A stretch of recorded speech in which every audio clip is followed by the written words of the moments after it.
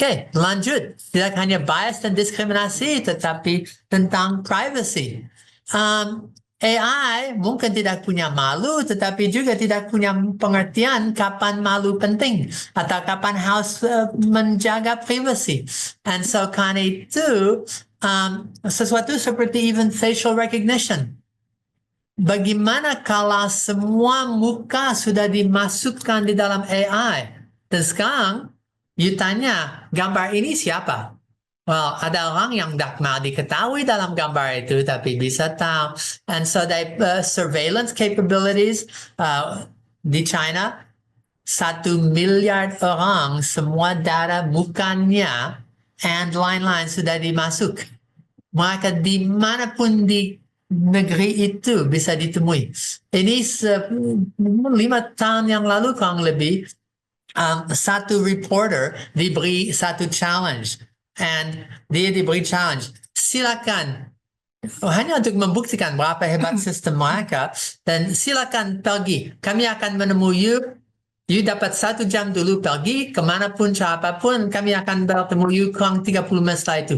Apapun yang you lakukan. Dan betul, mereka bisa tracking anybody. Kalau ada orang yang ikut di stadion dengan puluhan ribu lain untuk satu konser atau ikut sports, Bisa menemukan. mereka bisa menemui dan bilang, oh ternyata ada 10 orang daripada teroris atau 10 orang yang belum bayar kredit ini. Mereka sudah bisa mengetahui facial. Ini hanya pengenalan wajah.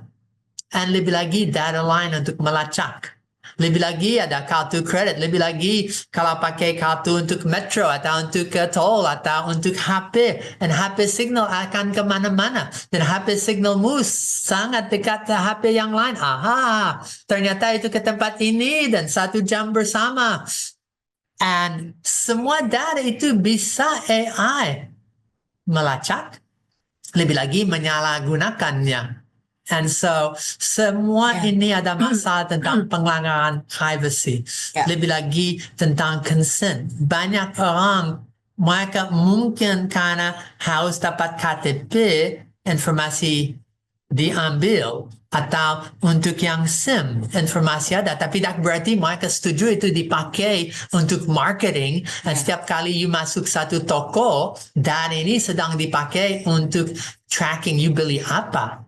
Dan so persetujuan dan banyak data di satu tempat dipakai di tempat-tempat lain. Dan ini bukan hanya masalah AI. Ini masalah tentang digital world and digital society. Data Tokopedia saya ternyata muncul di data Grab, di data, and AI sedang di belakang layar memakainya. And mungkin cara yang paling gampang untuk mengerti, kalau saya pinjam HP Bu Yulia, akan di Instagram dapat apa? Kucing atau anjing? Atau makanan? Tapi teman, ketahuan. ya, tapi orang lain sangat beda. 2 orang HP-nya Instagram itu sudah dipersonalisasi. Mereka setuju, tidak setuju. Dan semua iklan yang dia dapat sangat beda daripada anaknya atau dari Bu Evi. Mereka dapat iklan yang beda. Kenapa? Saat ini surveillance. HP sudah tracking, melacak semuanya. Data disalah atau tidak salah gunakan, digunakan untuk jual beli perhatian mereka. Dengan atau tanpa persetujuan. And AI adalah motor yang jalankan itu. Oke, harus lanjut. And resiko keamanan. Ada berapa banyak jenis daripada identity theft, pencurian. Well, ada dari sisi pribadi, seperti tadi keamanan privasi, tetapi ada juga resiko untuk curi modelnya. And so, ada orang yang bilang, oh DeepSeek, mereka mengambil daripada OpenAI dan bangun atasnya. Ada OpenAI, tak hanya perusahaan, tapi ada AI yang sudah terbuka dan orang bisa pakai dan bangun atasnya. Tetapi ada lain yang sangat tertutup dan kalau orang mencuri model, mereka bisa pakai AI itu untuk melatih AI dirinya.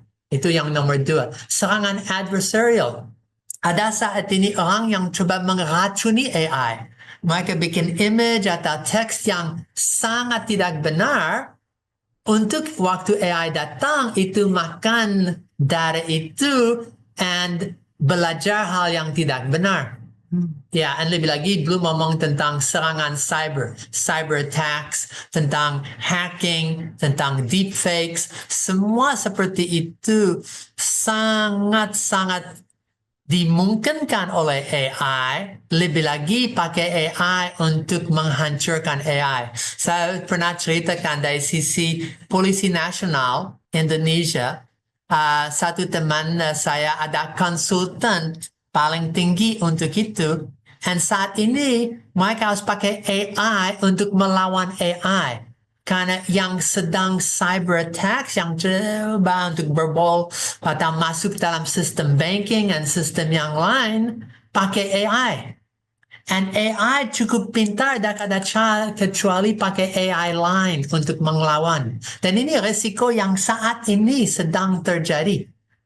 So, semua masalah terkait dengan AI, ini ada risiko yang saat ini benar.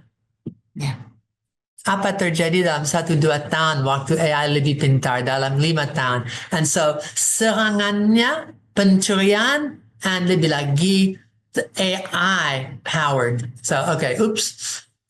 Misinformation, disinformation, manipulasi.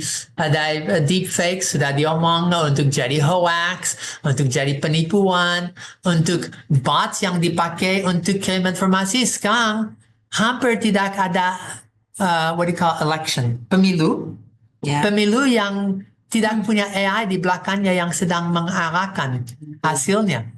And syukur kemarin waktu di dalam konteks Indonesia dan pemilunya, mereka sudah siapkan untuk itu, tetapi masih ada AI yang dipakai di dalam konteks pemilu di Amerika.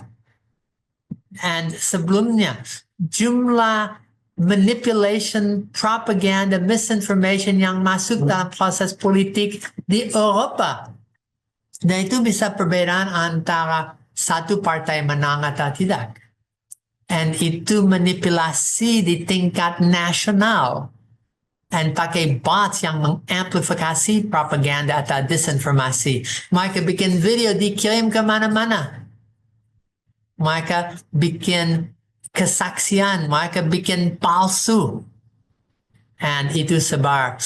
Itu yang gampang bandingkan mereka bikin cara yang lebih mentargetkan pribadi. Mereka tahu semua orang ini kelompok A punya sifat yang mirip, mereka bikin khusus untuk mereka yang beda. Dan satu ternyata strategi yang dipakai dak lama yang lalu dan pakai AI, kelompok yang sama bikin informasi yang kelompok A sangat suka dan and dibenci oleh kelompok B, dan mereka kirim itu ke kelompok A, dan baliknya bikin informasi kelompok B sangat suka dan benci kelompok A, dan duanya sangat-sangat ribut dengan yang mereka dapat, dan lebih saling benci, dan bikin lebih fractured, lebih terpisah, dan tujuan daripada yang bikin informasi itu untuk actually mengkacaukan proses, dan untuk bisa bikin division,